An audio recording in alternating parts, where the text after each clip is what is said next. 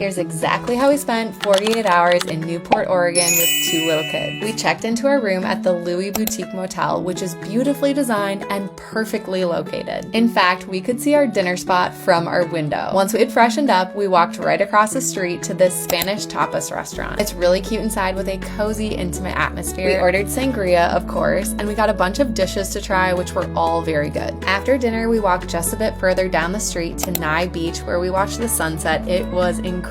Do not miss this when you're in Newport. Once the sun went down, we walked right back to our hotel and got ready for bed because we knew we had a big day in store. We enjoyed our first cup of coffee in the morning at the hotel and had our second cup at Coasties Roasties. The bagel breakfast sandwiches there are super yummy. I highly recommend grabbing one before heading to the Oregon Coast Aquarium. My biggest piece of advice for visiting is getting there right when they open and heading straight to the shark tunnel. We had this spot entirely to ourselves for about 10 minutes before people started coming. I'll be honest and say I don't think it would have been as cool of an experience if it was crowded. Other favorites were seeing the jellyfish and watching the blind sea lions swim up to us over and over again. One thing that's kind of cool about this aquarium is that it's the only facility in Oregon authorized to provide critical care to endangered marine animals. Our girls both had a great time. Then we headed to Clearwater Restaurant for lunch. Their menu has a great selection of fresh seafood items, and I loved the watermelon basil mocktail I ordered. Plus, you cannot beat this waterfront view. Just outside the restaurant is a sea lion dock. You have to see it. Ben and the girls went out there while we were waiting for our food to arrive. This restaurant is located in Newport's Historic Bayfront, which is well worth wandering once you're done eating. There's lots of little shops that you can pop into. One that I recommend is Femme Fatale Curiosities and Apothecary. It is so quirky and unlike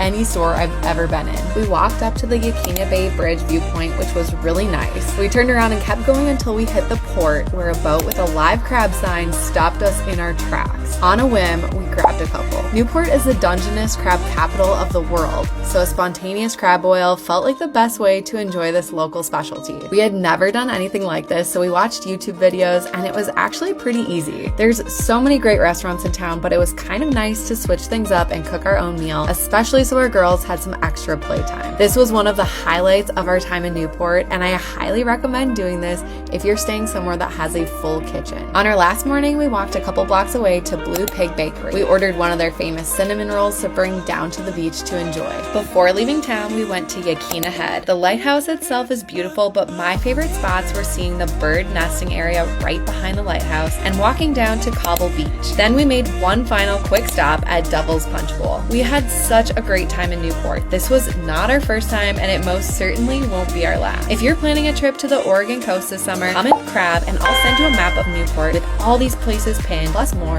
absolutely free.